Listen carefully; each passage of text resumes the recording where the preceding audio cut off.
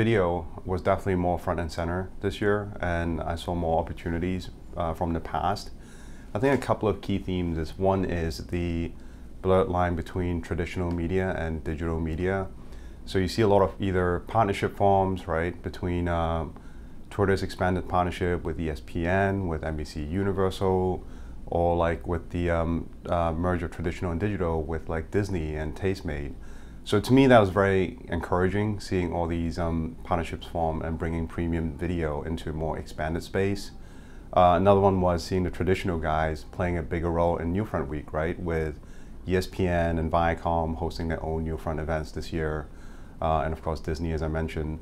So I think these two are encouraging trends because for someone who's primarily working in the television space, I always look for places where we can find video, premium video, TV-like video in a brand-safe environment with scale. So I think there's a lot to think about this week. Another area that we have been talking a lot about, and we're seeing a growing trend, and definitely been mentioned this week, is the OTT space in launching, especially from some of the publishers launching OTT channels. So I thought that was a good trend to see as well.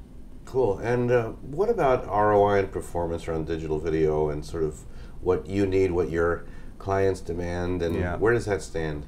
I think it's definitely table stakes now in a way. I think going to a lot of the events this week, that was lesser mentioned. That was definitely talked about, but content was definitely more front and center this week. I think there's an expectation if you're in digital video, you'll be able to provide digital video-like metrics, which is not always the case, of course, but that's something that I think clients' expectations are going in. We've all heard about OpenAP, and we've heard about what Disney is doing. What are your thoughts about the opportunity to buy audience either in segments or even addressable one-on-one in a linear space?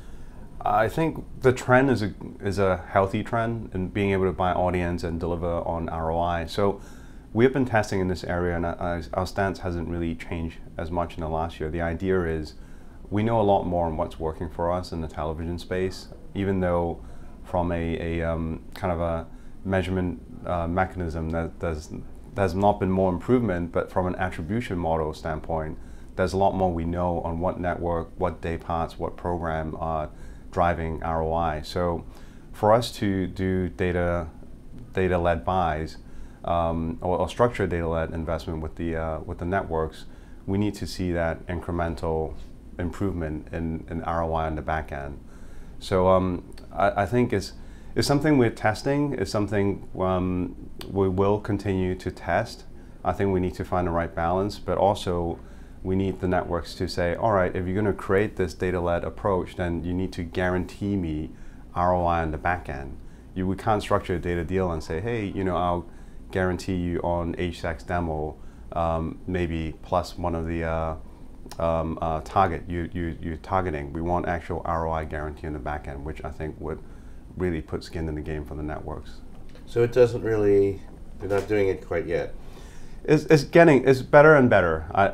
I've seen the improvement from last year to this year from the amount of third-party data available, on a little bit more transparency on how some of the modeling is done, or even the expanded effort of OpenAP. So we're definitely seeing improvements from last year to this year, and expanded toolbox, so to speak, of what this offering is.